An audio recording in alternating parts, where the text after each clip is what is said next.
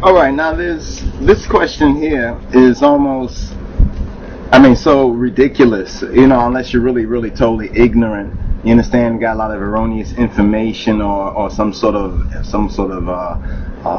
envy.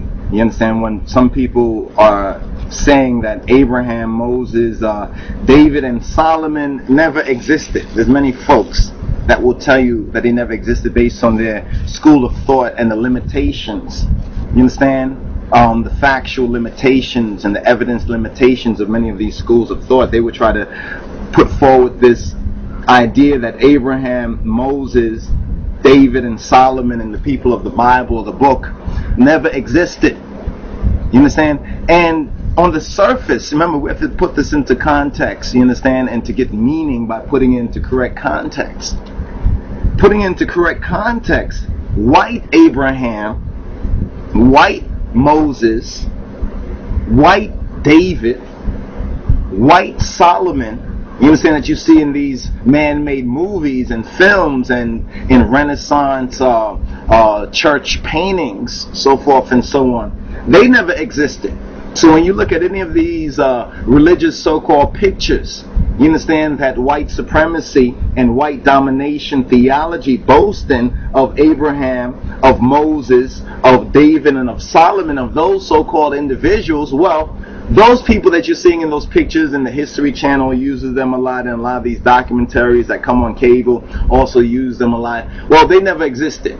Those are just man-made paintings. Those are man-made idols, like the Bible says, the idols of one's hand. These are the images that they have put across on the whole world to fulfill what the Bible says about the God of this world, you understand, as well as the old serpent, you understand, the deceiver, the accuser, you understand, of the brethren. You understand, the accuser of the brethren, the ones that basically whitewashed Christianity, whitewashed almost all of Christianity, creating these various isms and schisms in the Christianities, you understand, took over Judaism, you understand, for the most part, you understand, until in the late 18 or so hundreds, early 1900s, you understand, a discovery was made, an uncovery was made of the Beta Israel, you understand, of Ethiopia, of the so-called black Jews of Ethiopia. And at the same time, these connections were already being made with black people over here in the West. And there were many black people, different congregations, different Christian denomination groups that began to put it together that the message that they were preaching and teaching, or were taught to preach and teach with the white Jesus, Mary, and Joseph, you understand, actually had more resonance with the black faces and black people that they were preaching this to. So many of these early Christian leaders that were able to break the yoke of white domination theology began to put two and two together. And then later on with Joseph, Jack Halevi, and there was a lot of different ones who went to Ethiopia, different Jews who, non-ethnic I'm speaking of, they went to Ethiopia and they made this discovery of the Beta Israel of Ethiopia. You understand? As well as a society, that sort of holy ancient society that they first encountered when they came into Ethiopia was straight out of the Bible. You understand? They began to tour around Ethiopia, and they noticed as they went around different areas of Ethiopia that there were actual places that bore the same names as the places in the Bible. You understand? They found ancient manuscripts and documents dating hundreds and even thousands of years previously.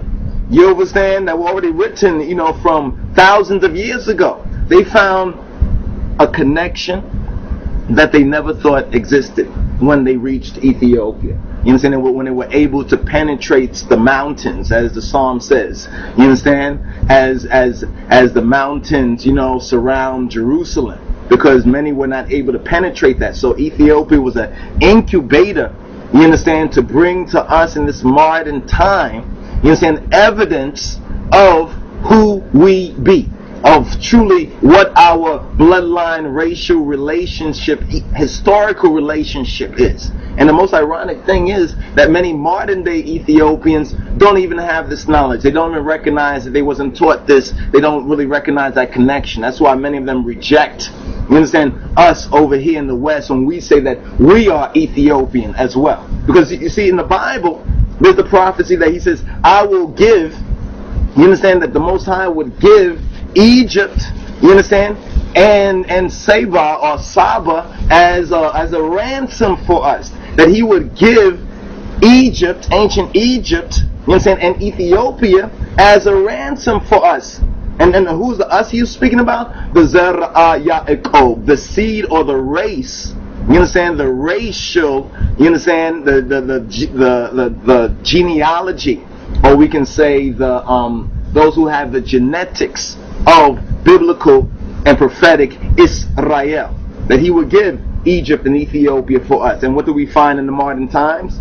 Where's most of our connection as black people? You understand, when we're seeking that culture, that ancient culture that wasn't taught to us in school and wasn't taught to our ancestors, we link Egypt. We see clearly that black people have done great things historically in time. You understand? We link to Ethiopia. And by linking to Egypt and Ethiopia, it's very interesting, because Egypt, we're linking to more of the material side of the advancement. You understand? Because Egypt was like, in that day and time, was like what America is in this day and time. Everybody comes here because of the openness, because of the chance or the opportunity or the dream, you understand, of bettering their lives or feeding their families who are elsewhere in the world. That's why the Bible calls America, in a sense, spiritual Egypt, especially Washington, D.C., because it's built on that same principle. Now when we reach Ethiopia, we find the more spiritual side, and we see the link between Egypt and Ethiopia, even with the river Nile. So all these things are right in your face. Now,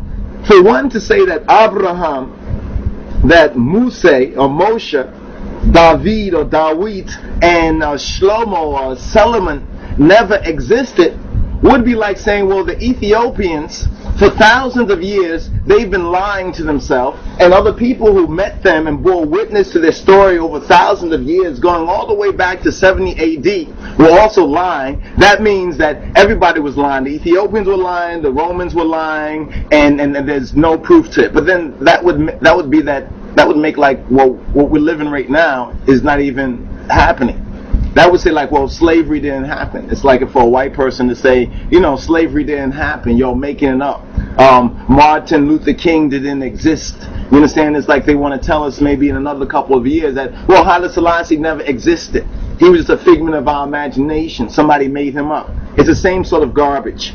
So Abraham, Moshe, Muse, Dawit or David, and Solomon, as well as the patriarchs and the matriarchs, they lived and they existed, you understand, and the righteous still live, you understand, to this very day. You understand? So to reject that, you understand, is to really fall right into the trap that they have laid for you. You understand? However, on the other hand, you understand, white Abraham, white Moses, white David, like the David they have, that Michelangelo statue, so forth and so on, white Solomon and the white, so-called whitewashed versions of the prophets, the apostles, and the Holy One, well, that is a figment of one's imagination. You understand? Abraham the leper, Isaac, and Jacob never existed. You understand? However, the black Abraham, or Abraham who is black, the Yitzhak who is black, the Yaakov and Israel which is black, existed and still exists to this very day. You understand? Many of the zeitgeists and others who are out there putting out this propaganda and everything, it's all because they know, you understand, that the truth is coming out.